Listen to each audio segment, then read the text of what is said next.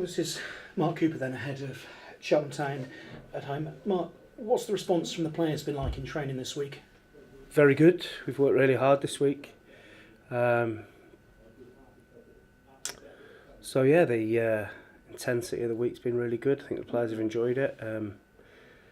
In a way, it's good to get that monkey off our back of being unbeaten now, and we're not worrying too much about the unbeaten run. We can go and try and win some games. Yeah, I suppose it had to happen at some point. Is there a selection dilemma in terms of telling the players to get back on the bike again and go with the same, or do you look to make changes? Where are you thinking along those lines? It's just picking the best team that I think we can put on the pitch to beat Cheltenham. As we do in every game. So it's that would have been the same whether we'd have won or drawn. You've talked about scoring a goal being the hardest thing to do in football. How far behind that is making the right decisions as often as possible? Because it seems to have been decisions of, in split moments, have just sort of cost you at both ends of the pitch recently. Well, the hardest thing is to win a game in football rather than score it, but that's probably the second most difficult thing. But decision making under pressure is key, isn't it? And then that's what differentiates between the top players and the players further down the pyramid, and that's the only difference between them, in my opinion. And as a coach, what advice can you give? I mean, can it be a case of players just trust your instincts in those moments? No, as a coach, you can get the players into those real decisive areas as many times as you can. You can actually get them there, but you can't do the final bit for them, which is the bit that earns thousands of pounds a week for players. How different do you expect Cheltenham to be? Because obviously it'll be a fortnight without a game for them, and presumably they'll have been working hard on the training field. Yeah, I'm sure they've worked really hard. I expect them to be right at it. It's a local derby, pride at stake, everything that you'd associate with a local derby. And I'm sure Michael is saying the same as me. It's 3 points and that's it. But we are aware that it's a local derby, bragging rights and everything like that. And we'll be desperate to win it. Our players have done brilliantly well so far. We've got a base now to build from. But we now have to kick on. You talk about the derby added extra there. How much do you feel that added extra in terms of everyone around the club and everyone connected with the club?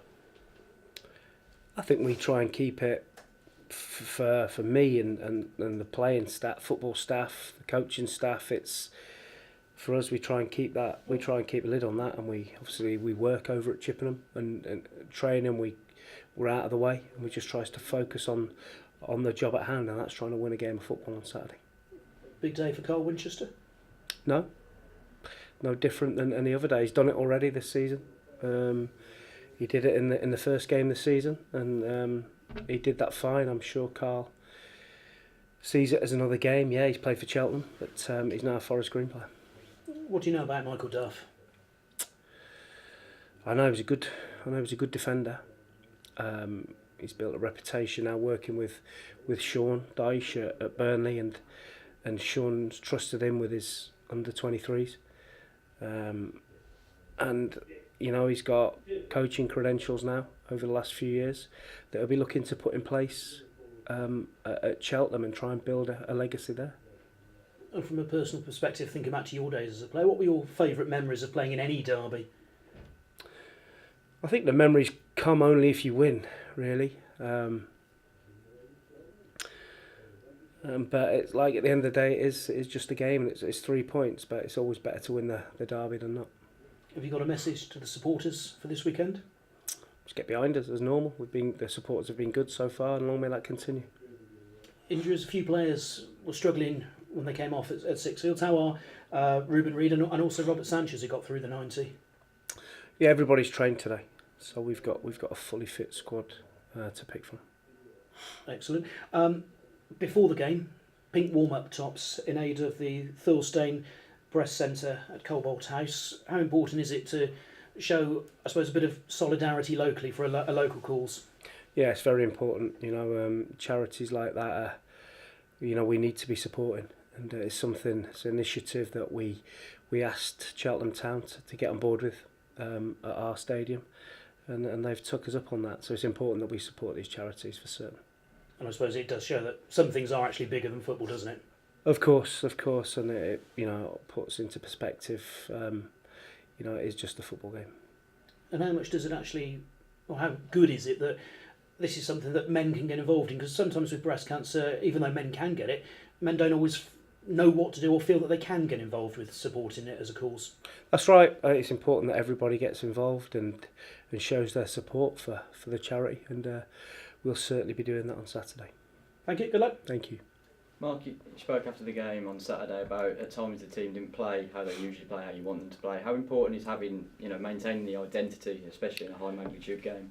Of course it is. I must say that it was difficult last week with the wind spoilt the game, and it seemed to go up 20 miles an hour in the second half. And but saying that, we still should have been a bit more professional and seen the game out. Like I said, the players have been very, very good. But now we have to kick on now, and we've got to start scoring more goals, being a little bit more ruthless in both boxes, and I think Saturday's a perfect time to do that. There was also a game in midweek at Yate, and quite a lot of the players on the fringe got a good run out. Was that a good chance for them to maybe get back into your thoughts? Listen, there's nothing better than playing football. If you're not in the team, there's nothing. But if I wasn't in the team, I used to love playing in the reserve game to make sure that I was ready if my chance came along. And I think that's changed a little bit now. Players don't particularly like playing in development games, or they see it as a slight on them, on their character. But the boys that played the other night, so Lee Collins played, was excellent. Campbell, Pearce, Ben Morris all played, and they were all very good. So it gives them that and match minutes that are difficult to replicate in training. Scott Laird was also on the pitch that night. What's his current situation? Because he's been out the picture, hasn't he? Yeah, the situation, he's not in the picture at the minute, and we've got some good players, and Scott unfortunately is not featured as of yet.